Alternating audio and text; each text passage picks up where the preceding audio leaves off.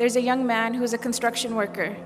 And he's working on the construction of a masjid, of a big grand mosque. And at the completion of the construction of this masjid, the Sultan who ordered the construction of the masjid, he wanted all of the construction workers to leave. And the reason is because his daughter had asked him, this is the princess, the Sultan's daughter, she made a special request that after the construction of this big, beautiful, grand masjid is finished, she wanted to be the first one to go into that masjid and pray 2 raqaas in the musalla with no one else there. So this was the request of the princess. So the masjid is finished, the construction workers leave, and this one construction worker, he was falling behind, he was late, and he didn't realize that everyone else had already left. And they had allowed the princess into the masjid to go pray. So as he's leaving, he catches a glimpse of the princess inside the musalla of the masjid praying 2 raqaas of nafl. And the scene was just so incredible to him. It was such an amazing scene. And he basically just fell in love with the princess. It was just a very beautiful image to him, and he fell in love with her. And it became more than that. He became infatuated with her. So when he came home, he told his mother about what had happened, and he said, "You have to go to the Sultan and ask for the princess's hand in marriage." And the mother said, "I can't do that. You're a construction worker. No one's the Sultan's not going to have his daughter marry you." But this construction worker became infatuated. He couldn't work, he couldn't think, he couldn't eat, he couldn't sleep. He was just in a miserable state. And the mother, out of fearing for her son and his well-being, she realized that if she doesn't do something, he may die because he's refusing food and water at this point. So she goes to the palace and she asks to speak to the Sultan, and the guards, they turn her away. And she insists and she says, "My son is going to die. I have to talk to the Sultan." So finally, they let her talk to the Sultan. And she mentions the story to the Sultan, and the Sultan asks that she come back with the construction worker. So they come back together, and he tells the construction worker, after everyone leaves the masjid at nighttime, after Isha prayer, you have to come and pray qiyam in this masjid for 40 nights.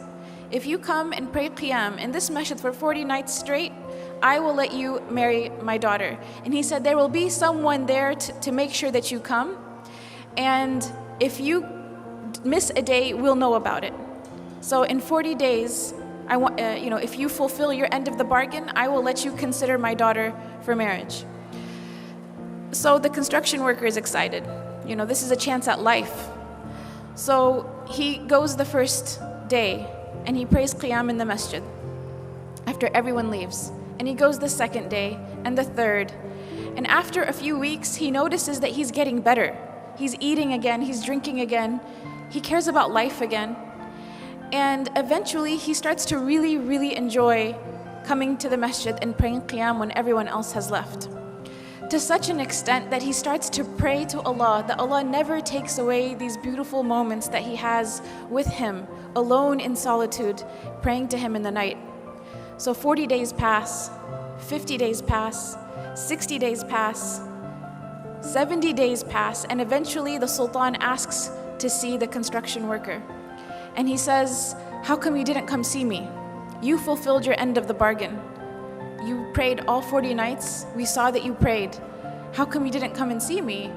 And the construction worker turns to the Sultan and he says, "Before I saw your daughter, my heart was empty. And the first thing of beauty that my heart was exposed to was your daughter. And that's why it grabbed onto that experience. But then after I started praying in the masjid for 40 nights, my heart witnessed a beauty that was much greater than her. My heart witnessed a beauty that it has never felt before." And he tells the Sultan, he goes on to say, "Thank you so much for offering me your daughter to consider, but I am happy where I am and I am in no need of her." And he goes on his way. And he doesn't marry the princess because he had found a love and a beauty and a happiness that was much greater than just seeing the princess that one time. And this was the love of Allah subhanahu wa ta'ala. This is the beauty of a close relationship with Allah subhanahu wa ta'ala. This is something that only the one who has experienced it can really talk about it. And even if they were to try to talk about it, it doesn't do it justice.